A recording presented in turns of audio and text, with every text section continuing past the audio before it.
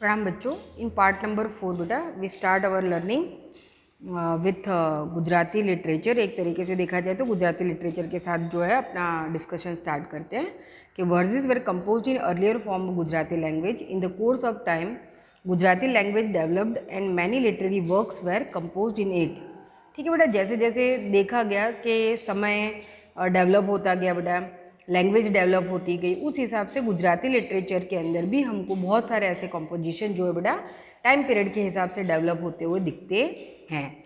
The heritage of Gujarati literature was made prosperous by literary contribution of Narsinh Mehta, Mirabai, Dayaram, Akho, Premchand, Pritam and other who compose the beautiful verses like a song, garba, narrative poems and the छप्पास।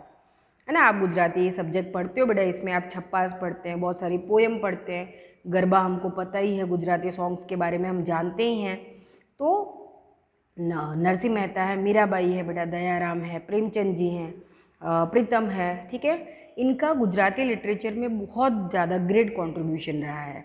जैसे 16th century की बात करें बेटे तो नरसिंह मेहता, मीराबाई, कबीर, तुकाराम, ये सारे एक ही टाइम पीरियड में हुए लोग हैं जिन्होंने रिलीजियस फॉर्म में एक तरीके से लिटरेचर को बेटा एक संगीतमय वे में दुनिया तक, घरों तक पहुंचाया। उसमें इनका कंट्रीब्यूशन ग्रेट रहा है। हम आज भी जितने भी नरसिंह मेहता के भजन ले लो, मीराबाई के भजन ले लो बेटा, क्योंकि गुजरात में बेटा कृष्ण भक्ति, हम कृष्ण को बहुत मानते हैं, है ना। हम हमारे आचरण में भी दिखता है कि हम जब मिलते हैं, जैसे नॉर्थ में अगर आप हो तो जय सिया राम बोलते हैं, वैसे अगर हम गुजरात में हैं तो जय श्री कृष्ण बोलते हैं। तो ये हमारी कल्चर, हमारे संस्कारों का बेटा हिस्सा रहा है। After that the scholars like Narmad, Naval Ram, Kishorilal Mashruwala, Pannalal Patel, Umashankar Joshi, Mahipat Ram, Rupram Nilkanth, Govardhan Ram Tripathi and other enrich the Gujarati literature through their works. ये ग्रेट नेम्स है बेटा गुजराती लिटरेचर की, अपने में बहुत इंपॉर्टेंट है ना। गुजराती साहित्य में बेटा बहुत कुछ आला दर्जे का लिखा गया है, और ये वो पोएट्स है बेटा जिनकी कहीं ना कहीं कुछ स्टोरीज, इनकी कहानियाँ, इनके काव्य बेटा आप लोगों ने गुजराती में पढ़े हुए हैं।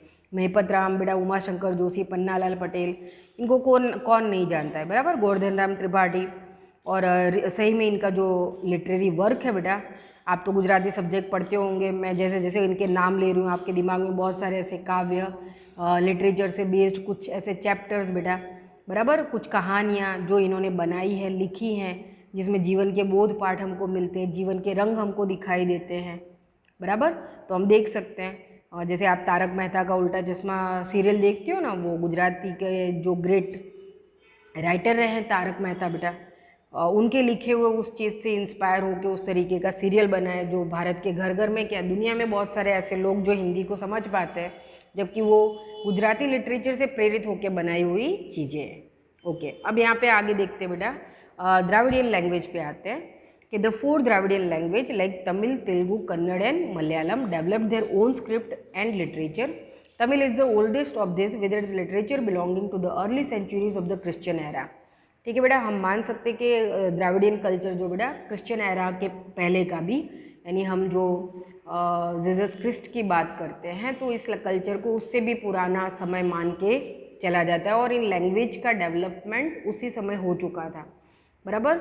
वर्ल्ड की सबसे ज़्यादा पुराने लैंग्वेज फॉर्म में बेटा कहीं ना कहीं इनको एक इम्पॉर्टेंट मिली हुई है। इसका जो फॉर्म है ना बेटा, तमिल, तेलुगु, कन्नड़, मलयालम, ये आपको हमेशा याद रखना है। क्या याद रखोगे आप? TTKM, तमिल, तेलुगु, कन्नड़, मलयालम, ये क्या है बेटा? द्राविडियन लैंग्वेज है। ओके, और हमने आगे भी देखा तमिल से ही तेलुगु बनी बेटा, सॉरी तमिल से संस्कृत बनी। Tamil is the oldest of this, और ये बाकी की 3 लैंग्वेजेस भी तमिल में से ही निकल कर आई हैं, with the literature belonging to the early centuries of the Christian era. Okay, आपको ये TTKM भूलना नहीं है बेटा, मोस्ट IMP ऑब्जेक्टिव है, अक्सर पूछा जाता है। आगे हमने बुद्धिस्ट लिटरेचर में देखा, आपको तृप्तिकाज नहीं भूलनी है। एपिक्स आपको Ramayana and Mahabharata, most IMP question है, अक्सर 3 मार्क्स में आती है शॉर्ट नोट रामायण और महाभारत की, तो आपको लर्न करनी है।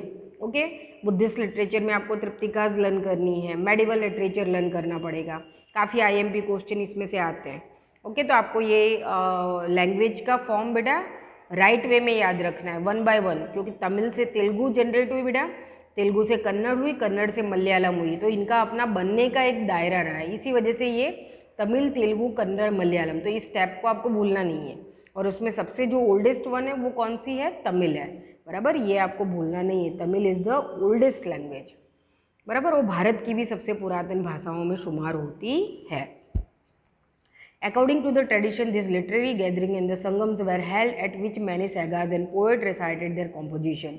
The contained many themes like politics, war and love. The famous work of this body of literature include the Ithukoi and composition of 8 poems, Tolkappiyam, grammar book and Pathupattu like the 10 songs। एक तरीके से देखा जाए तो बड़ा composition है।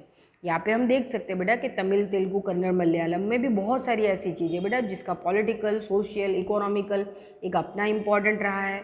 जो सैगाज हैं, संत हैं, जो पोएट्स हैं, उनके कॉम्पोजिशन जो है बेटा वो हमको देखने को मिलते हैं। उसमें ये उथुकोई जो है वो 8 पोएम्स का कॉम्पोजिशन है। तोलकाप्यम जो है बेटा वो ग्रामर बुक है।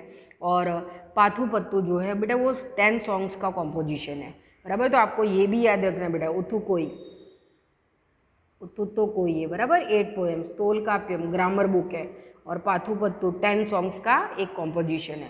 तो आपको यहाँ पर याद रखना है Thiruvalluvar wrote the famous Kural which in the words deals with the many aspects of the life and religion. अब यहाँ पे जो ग्रेट राइटर्स है द्राविडियन लैंग्वेज के, उसमें आता है तिरुवल्लुर का नाम। तिरुवल्लुर ने क्या लिखा था बेटा? कुरई, बराबर। आज भी कुरई का बहुत इंपॉर्टेंट है। उन्होंने उसमें कहीं ना कहीं देखा जाए तो लाइफ और रिलीजन से रिलेटेड जो एस्पेक्ट्स है उनको क्लियर किया था। फिर शिल्पादिकरम and the Manimekalai are some of the most famous work of early Tamil literature. तो आपको अर्ली तमिल लिटरेचर के बारे में तो देख सकते हैं आप, मनी मेखलाई हो सकता है, शिल्पादिकरम हो सकता है, और ये तिरुवल्लुर का जो कुरई है बेटा, ये कई बार ऑब्जेक्टिव्स में पूछा जाता है, तो आपको इनको ध्यान में रखना है। ओके, अब जो नेक्स्ट पार्ट है बेटा उसमें हम मेडिवल लिटरेचर के बारे में देखेंगे। ओके, टॉपिक टू टॉपिक जाएंगे तो काफ़ी जो है